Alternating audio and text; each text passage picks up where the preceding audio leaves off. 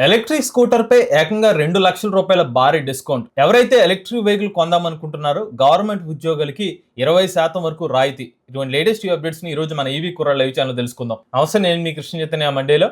మీరు చూస్తున్నారు ఈవీ కుర్రాడు లైవ్. మీరు ఒక ఎలక్ట్రిక్ స్కూటర్ లేదా ఎలక్ట్రిక్ బైక్ లేదా ఎలక్ట్రిక్ సైకిల్ కొందాం అనుకుంటున్నారా? కానీ మంచి వెహికల్ ఏంటో తెలియక కన్ఫ్యూజ్ అవుతున్నారా? అయితే కేవలం ₹199కే మన ఈవీ కుర్రాడు కోర్సులో జాయిన్ అవ్వండి. ఒక బెస్ట్ ఈవీ కొనుక్కోవడానికి కావాల్సిన నాలెడ్జ్ ని మీరే పొందండి. ఎవరైతే తెలంగాణలోని ప్రభుత్వ ఉద్యోగులు అయితే ఉన్నారో వాళ్ళకి ఒక శుభవార్త అనమాట. తెలంగాణ ట్రాన్స్పోర్ట్ డిపార్ట్మెంట్ మినిస్టర్ అయిన పొన్నం ప్రభాకర్ గారు తాజాగా అసెంబ్లీలో మాట్లాడుతూ కొన్ని కీలకమైన వ్యాఖ్యలు అయితే చేస్తారన్నమాట. సో మేము ఒక ప్లాన్ ఏమనుకుంటున్నామంటే, గవర్నమెంట్ ఉద్యోగులు ఎవరైతే ఎలక్ట్రిక్ వాహనాలు కొనుగోలు చేస్తారో వారికి 20% వరకు రాయితీ ఇచ్చే విధంగా ప్లాన్ చేస్తున్నాం. అది 20 నుంచి 20% వరకు కూడా అవ్వచ్చు. ఆ విధంగా మేము అడుగులు వేస్తున్నామని చెప్పారు. ఇది కన్ఫర్మ్ న్యూస్ కాదు. ఒక సబ్స్క్రైబర్ కూడా మనకి కామెంట్ కూడా పెట్టారన్నమాట. ఇలాగైతే ప్రకటించడం జరిగింది. సో అన్ని అనుకున్నట్టు జరిగితే కనుక త్వరలోనే గవర్నమెంట్ ఉద్యోగస్తులు ఎవరైతే ఎలక్ట్రిక్ వాహనాలు కొనుగోలు చేద్దాం అనుకుంటున్నారో తెలంగాణలో, వాళ్ళకి ఎలక్ట్రిక్ వాహనాల మీద రాయితీలు కూడా వస్తాయి. అంటే కస్టమర్ ప్రైస్ ఏదైతే ఉంటుందో దానికన్నా ఇంకొంచెం తక్కువ ప్రైస్కి వస్తుంది. గవర్నమెంట్ నుంచి అయితే ఆ అమౌంట్ అయితే లభిస్తుంది అనమాట. రెండో విషయం ఏంటంటే, గవర్నమెంట్ నాట్ ఓన్లీ గవర్నమెంట్ ఉద్యోగస్తులకి ఆ సబ్సిడీ రిలేటెడ్ బెనిఫిట్ అనే కాకుండా గవర్నమెంట్ ఆపరేటెడ్ వెహికల్స్ ఏదైతే ఉన్నాయో వాటిని కూడా ఈవీ వెహికల్స్ యూజ్ చేయాలనే ఒక ప్రతిపాదన అయితే తీసుకున్నట్టుగా తెలుస్తుంది అనమాట.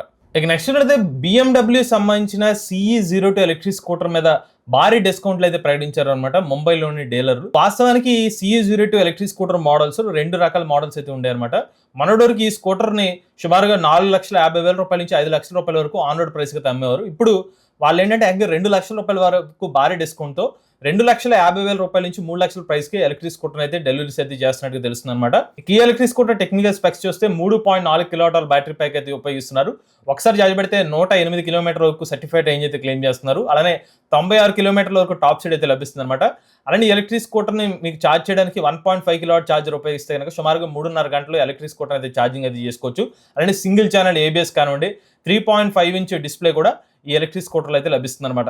ఇక నెక్స్ట్ అయితే రివాల్ట్ మోటార్స్ కంపెనీ వాళ్ళు ఒక అరుదైన మైల్ రాయికి అయితే చేరుకున్నారన్నమాట. మొట్టమొదటి కంపెనీ 50,000 అమ్మకాలు చేరుకున్న ఎలక్ట్రిక్ బైక్ కంపెనీ కింద రివాల్ట్ మోటార్స్ కంపెనీ వాళ్ళు రికార్డ్ అయితే నమోదు చేసుకున్నారు.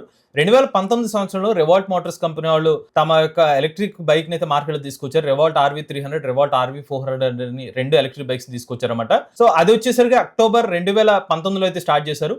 ఇప్పుడు డేటా చూసుకున్నట్లయితే 2026 సంవత్సరం ఫిబ్రవరి 17వ తారీఖు వరకు కూడా కంప్లీట్ గా సేల్స్ ప్రకారం చూసుకున్నట్లయితే 51,216 యూనిట్స్ అయితే అమ్ముడుపోయినట్టుగా రివాల్ట్ మోటార్స్ కంపెనీలు అయితే చెప్తున్నారు అనమాట.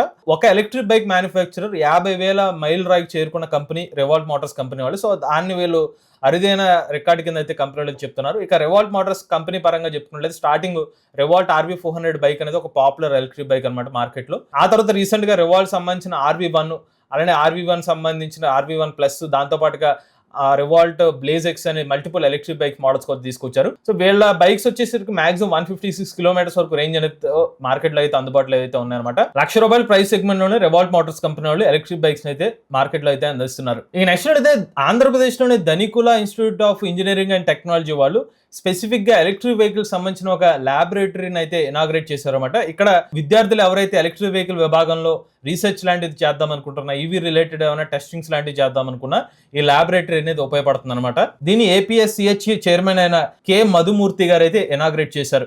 ఇక నెక్స్ట్ అయితే మారుతి సుజుకి కంపెనీ వాళ్ళు మొట్టమొదటి ఎలక్ట్రిక్ కార్ ఈవేటర్ ఎలక్ట్రిక్ కార్ ని అఫీషియల్ గా భారతదేశ మార్కెట్ లోకి అయితే లాంచ్ చేయడం జరిగింది అనమాట.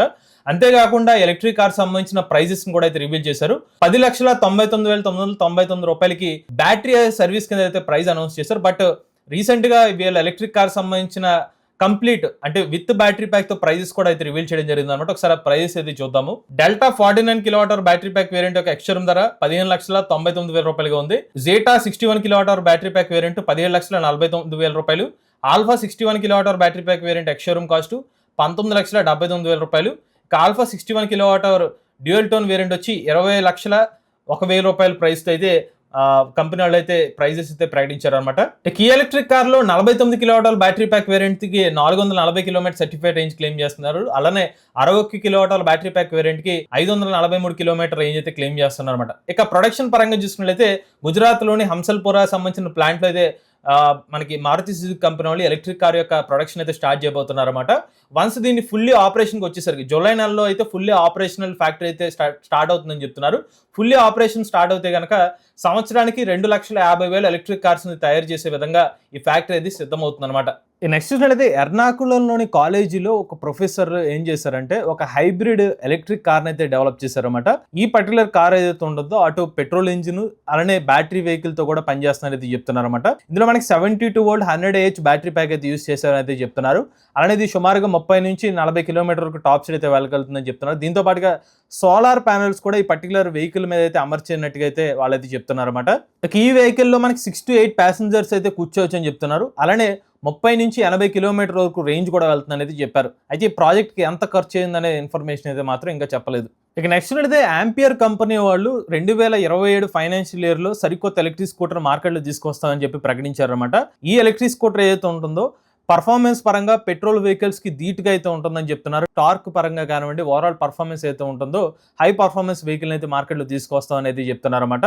అయితే మనకి ఫైనాన్షియల్ ఇయర్ 2027 అంటే సుమారుగా జూలై నెల నుంచి అయితే మనం ఎక్స్పెక్ట్ చేయొచ్చు. జూలై 2026 సంవత్సరం జూలై నుంచి 2027 సంవత్సరం స్టార్టింగ్ వరకు ఈ టైం పీరియడ్లో ఎక్కడైనా కూడా మన ఆంపియర్ కంపెనీ నుంచి మరో కొత్త ఎలక్ట్రిక్ స్కూటర్ అయితే ఎక్స్పెక్ట్ చేయొచ్చు అనమాట.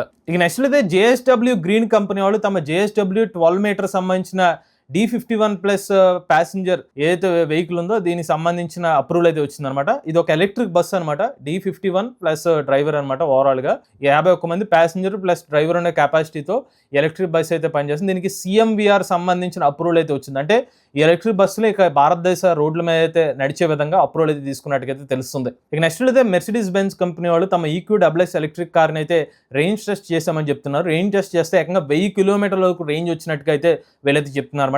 అఫీషియల్ చెప్పే విషయం ఏంటంటే ఈవెన్ కిలోమీటర్కి ఆ వాట్ అవర్ పర్ ఎనర్జీ ఏదైతే కన్సంప్షన్ ఉందో చాలా తక్కువ మాత్రమే వచ్చింది. అంత ఎఫిషియెంట్గా అయితే మా ఎలక్ట్రిక్ కార్ పనిచేసినట్టుగా అయితే వీళ్ళైతే చెప్తున్నారు. అలానే ఈ రెయిన్ టెస్ట్ చేసినప్పుడు రెగ్యులర్ రోడ్ కండిషన్ స్పీడ్స్లో అయితేనే మేము ఈ ఎలక్ట్రిక్ కార్ని రెయిన్ టెస్ట్ అయితే చేసామనేది చెప్తున్నారు అనమాట.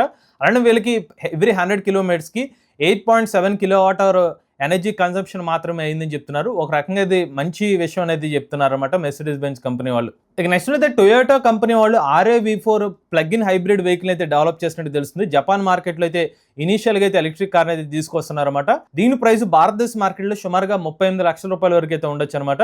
ఇది అటు నార్మల్ గా ఉన్న పెట్రోల్ ఇంజిన్ తోనూ పనిచేస్తుంది, ఈవీ బ్యాటరీ ప్యాక్ తో కూడా అడిషనల్ రేంజ్ అయితే అందిస్తుంది అనమాట. 242 కిలోవాట్ పీక్ పవర్ మోటార్ అయితే ఉంటుంది అనమాట. అలానే మనకి బ్యాటరీ రేంజ్ వచ్చేసరికి 95 నుంచి 110 కిలోమీటర్ వరకు రేంజ్ అయితే ఉంటుందని అయితే కంపెనీ వాళ్ళు చెప్తున్నారు. ఇక నెక్స్ట్ అయితే ట్యూసో మ్యానుఫ్యాక్చరింగ్ ప్రైవేట్ లిమిటెడ్ కంపెనీ వాళ్ళు ఒక IPM మోటార్ అయితే డెవలప్ చేశారన్నమాట. Gen 3 వర్షన్ అనేది చెప్తున్నారు. ఈ IPM మోటార్ ఏదైతే ఉంటుందో ముఖ్యంగా ఎలక్ట్రిక్ 3 వీలర్స్ ని దృష్టిలో పెట్టుకుని అయితే ఈ ఎలక్ట్రిక్ మోటార్ అయితే డెవలప్ చేస్తామని చెప్పారు. వేరే దేశాల మీద డిపెండ్ అవ్వాల్సిన అవసరం లేకుండా భారతదేశంలోని ఈ IPM మోటార్ అయితే ఎవరైనా మ్యానుఫ్యాక్చర్స్ తీసుకోవచ్చు అని చెప్పి కూడా ఈ కంపెనీ వాళ్ళు అయితే చెప్తున్నారు. ఇక Gen 3.0 IPM మోటార్ ఏదైతే ఉందో దీని యొక్క కంట్రోలర్ రిలేటెడ్ గా కూడా కొంచెం ఎఫిషియన్సీ పెంచామని చెప్తున్నారు. థర్మల్ మేనేజ్మెంట్ ఇంకా బెటర్గా అయితే ఉంటుందని చెప్తున్నారు అనమాట. ఎఫిషియెంట్ గా వర్క్ చేస్తుందని చెప్పి వీళ్ళు హైలైట్ చేశారు. ఇవి లేటెస్ట్ టీవీ అప్డేట్స్ అండి. ఇటువంటి లేటెస్ట్ టీవీ కంటెంట్ కోసం ఈవీ కుర్రాళ్ళు లైవ్ ఛానల్ సబ్స్క్రైబ్ చేసుకోండి. Charge nature drive future.